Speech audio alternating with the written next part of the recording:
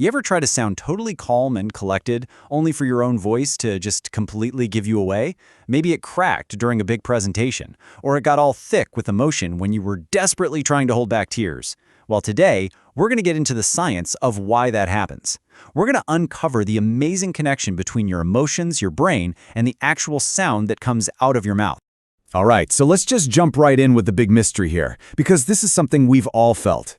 You're in some high-stakes situation, or you're just overwhelmed with sadness, maybe even happiness, and suddenly you can't control your own voice. It starts to tremble, or it shoots up into a high pitch, or it feels like there's literally something stuck in your throat. This isn't you failing. It's not a lack of willpower. It's a deep, deep biological response. And to understand it, we've got to start with a physical feeling that I bet is super familiar to you. So, let's kick things off with the most common physical sign that our emotions are about to take over our voice. It's a feeling every single one of us has had, and it's the very first clue to what's going on deep inside our bodies when our feelings are running high.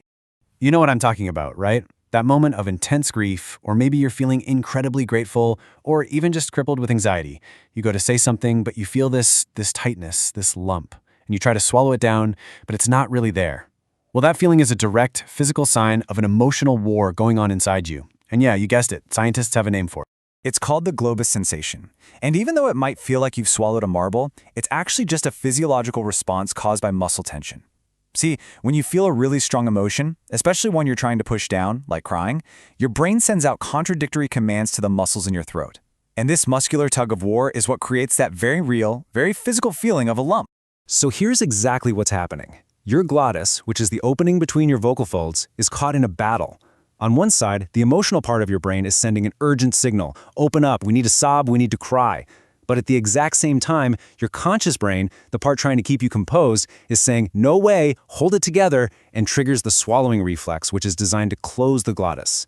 That conflict creates a ton of tension, and that tension is the globus sensation. Your body is literally fighting itself. Okay, so to really get how this internal conflict can completely derail our voice, we need to do a quick tour of how the voice is produced in the first place. It helps to think of it as this beautiful but kind of complex three-part machine.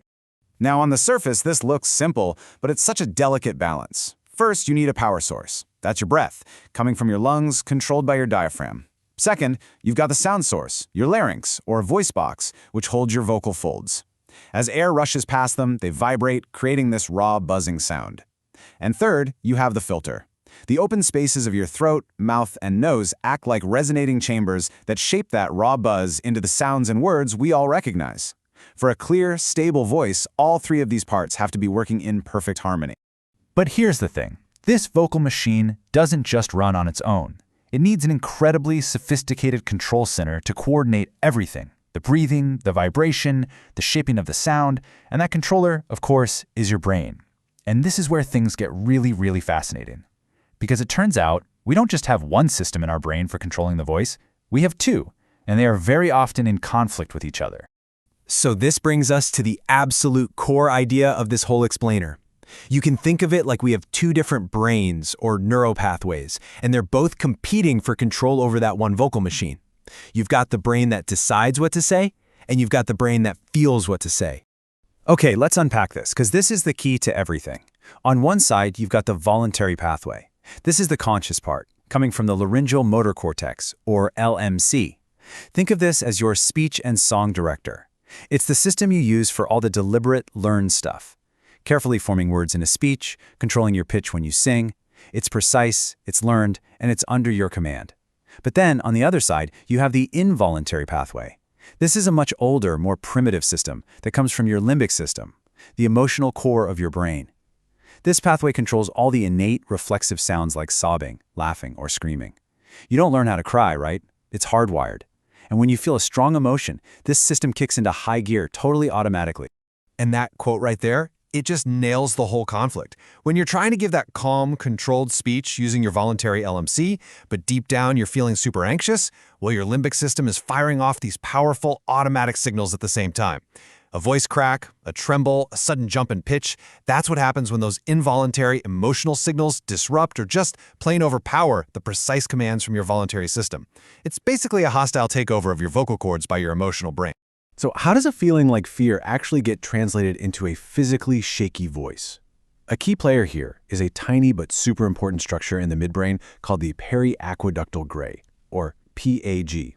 The best way to think of the PAG is like a master control station, or a translator. It takes those raw emotional signals from the limbic system and translates them into action. It's the final pathway to the parts of the brainstem that directly control your breathing and vocal muscles. So when your limbic system is screaming panic, the PAG is a structure that relays that message, turning it into the physical commands that make your voice tremble. It's the bottleneck where pure feeling becomes physical sound. Okay, so this brings us to the most common hijacker of our voluntary voice, good old stress. The body's stress response is this massive, system-wide reaction that has a direct and immediate impact on all three parts of our vocal production machine. So, when you feel stressed, like right before you have to speak in public, your brain perceives a threat. It doesn't matter if it's a saber-toothed tiger or just a room full of people staring at you. A threat is a threat. This flips the switch on your autonomic nervous system, specifically the sympathetic branch, which you probably know as fight or flight. This triggers a whole chemical cascade. Adrenaline floods your system, and your body gets ready for immediate physical action.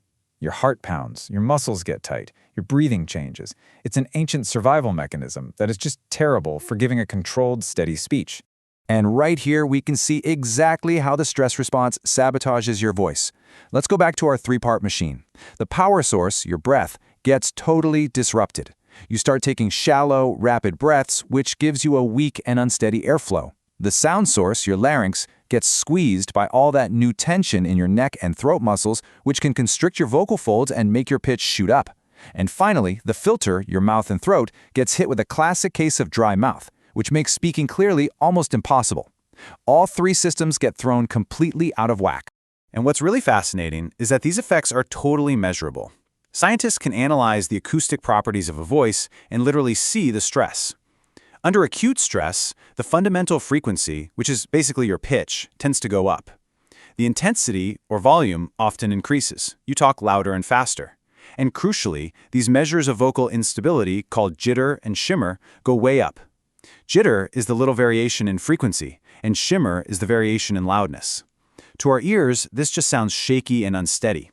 Your voice becomes a direct acoustic printout of what's happening in your nervous system. So we know our emotions can hijack our voice, but why? Why did we evolve this way? Why is our voice such a transparent, sometimes brutally honest window into how we're feeling? Well, the answer is all about our evolution as social mammals. Our voices didn't just evolve to share information. They evolved to share feeling and to create connection. This brings us to this amazing concept from polyvagal theory called the social engagement system. Now, this is a neural circuit that is unique to us mammals. It's a network that physically links the part of our nervous system that regulates our heart rate and keeps us calm with the nerves that control our facial muscles, the tiny muscles in our ears for listening, and the muscles of the larynx for speaking. Basically, our ability to feel calm and safe is biologically hardwired to our ability to communicate with our face and our voice. So here's the crucial takeaway. Long before our ancestors had complex language, they needed a way to signal to each other whether things were safe or dangerous. And the voice became a primary tool for that. It's essentially a direct broadcast of the state of our nervous system. A calm, melodic voice sends a signal to everyone around, I'm safe, you're safe, we're okay. A tense, high-pitched, or flat voice sends the opposite signal, warning, there is a threat. It is our most fundamental, pre-verbal way of communicating. This comparison really shows the massive evolutionary leap we took.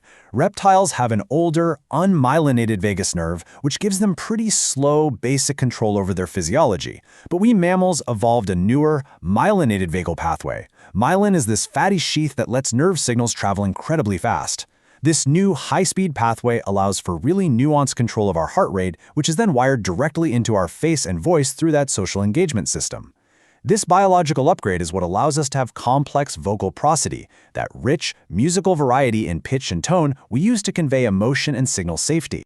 Just think about how a mother soothes a crying baby with a soft, sing-songy voice. That's not just a nice thing to do. It's a biological process called co-regulation. The prosody, or the music in her voice, is a direct signal of safety to the baby's nervous system, helping to calm it down. When we feel safe and connected, our social engagement system is active, and our voices are naturally full of this musical quality. But when we feel threatened, our body shuts this system down to prioritize survival, and our voice can become flat, or harsh, or shaky. It loses its music. And when you stop and consider that this entire complex system, the power, the source, the filter, the two competing brain pathways, involves the precise, lightning-fast coordination of over 100 different muscles in your chest, your throat, and your face, well, it suddenly becomes very clear why it's so sensitive to our emotional state. It's an incredibly intricate dance, and a big surge of emotion is all it takes to make us stumble. So in the end, when your voice cracks under pressure, it's not betraying you. It's actually doing exactly what it evolved to do. It's providing an honest, unfiltered signal of what's happening inside you. It's a direct line to your nervous system, broadcasting your feelings of safety, or threat, or joy, or sadness to everyone around you. It's a biological tool designed for connection. So the next time you hear your voice change with emotion, maybe the real question isn't why you can't control it. Maybe it's, what is it trying to communicate? What is your biology telling the world about you in this exact moment?